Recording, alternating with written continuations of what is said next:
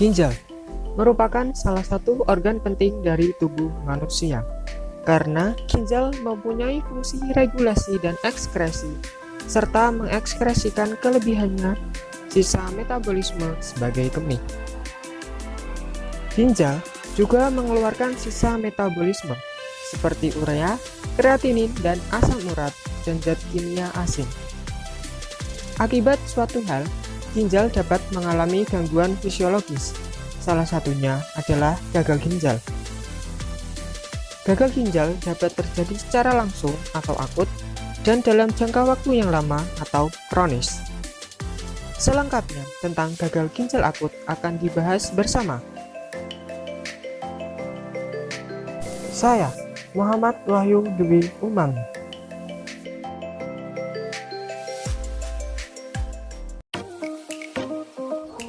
Gagal ginjal akut merupakan kondisi penurunan laju filtrat glomerulus secara cepat dan mendadak yang mengakibatkan terjadinya retensi produksi sisa nitrogen berupa ureum dan kreatinin. Gagal ginjal akut juga dapat disebut penurunan fungsi ginjal secara tiba-tiba dalam waktu beberapa hari atau beberapa minggu yang ditandai dengan hasil pemeriksaan fisik ginjal berupa ureum dan kreatinin darah dan kadar urea nitrogen dalam darah yang meningkat. Kemudian, apa saja sih yang menyebabkan terjadinya gagal ginjal akut? Ada beberapa hal yang dapat menyebabkan terjadinya gagal ginjal akut. Yang pertama adalah penyakit autoimun. Yang kedua, infeksi saluran kemih. Yang ketiga, obat-obatan tertentu. 4. Penyakit jantung. 5. Infeksi berat, dan yang terakhir diakibatkan karena dehidrasi berat. Lalu, berikut ini merupakan beberapa gejala yang dialami oleh pasien gagal ginjal akut, yaitu letargi, disertai mual, muntah, dan diare. Selanjutnya, nokturia atau buang air kecil di malam hari. Selanjutnya, ada odema ekstremitas, atas dan atau bawah serta odema anasarka.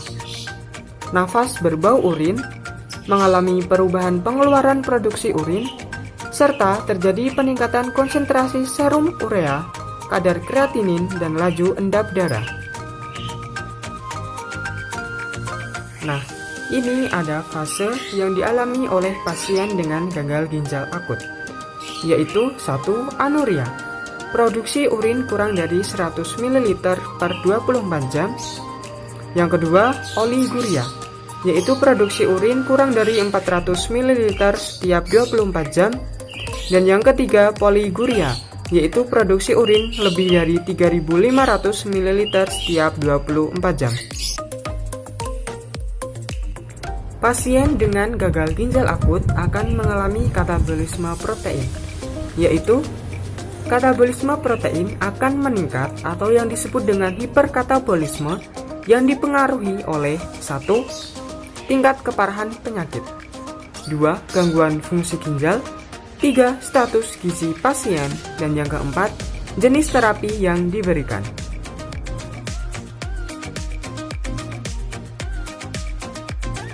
Nah, pada tahapan intervensi gizi bagi pasien dengan penyakit gagal ginjal akut, yaitu yang pertama ada tujuan.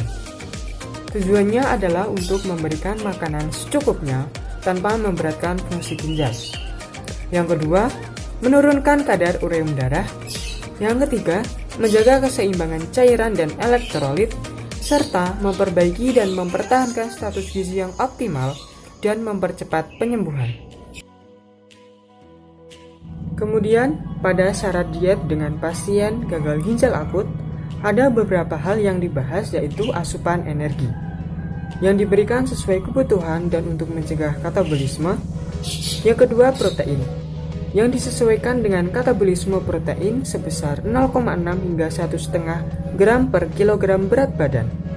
Dan selanjutnya, lemak sedang diberikan sebesar 20 hingga 30% dari kebutuhan energi total, dan karbohidrat yang diberikan sesuai kebutuhan. Lalu apabila terdapat hipertrigliseridemia, maka dibatasi penggunaan karbohidrat sederhana. Selanjutnya, ada asupan natrium dan kalium yang dibatasi bila ada anuria. Kemudian kebutuhan cairan. Cairan merupakan pengganti cairan yang keluar melalui muntah, diare, dan urin yang ditambah dengan 500 ml. Kemudian dari bentuk makanan, bila kemampuan untuk makan rendah, maka pasien diberikan dalam bentuk formula enteral ataupun parenteral. Berikut ini adalah jenis diet dan indikasi pemberian. Jenis diet yang diberikan disesuaikan dengan keadaan pasien dan berat ringannya katabolisme protein. Pada katabolik ringan dengan keadaan keracunan obat, dapat diberikan makanan peroral dalam bentuk lunak. Kemudian, pada katabolik sedang dengan keadaan infeksi dan peritonitis, serta katabolik berat dengan keadaan luka bakar dan sepsis, dapat diberikan makanan formula enteral ataupun parenteral. Jenis diet yang diberikan adalah 1. Diet gagal ginjal akut lunak, dan 2. Diet gagal ginjal akut cair. Nah, ini dia merupakan bahan makanan yang dianjurkan bagi penderita gagal ginjal akut. Dari sumber karbohidrat, dapat berupa karbohidrat kompleks seperti nasi, bihun, jagung, singkong, kentang, dan tepung-tepungan. Dari sumber protein, bisa berupa telur, daging, ikan, ayam, dan susu. Kemudian dari sumber lemak, dapat berupa minyak jagung, minyak kacang tanah, minyak kelapa sawit, dan juga minyak kedelai.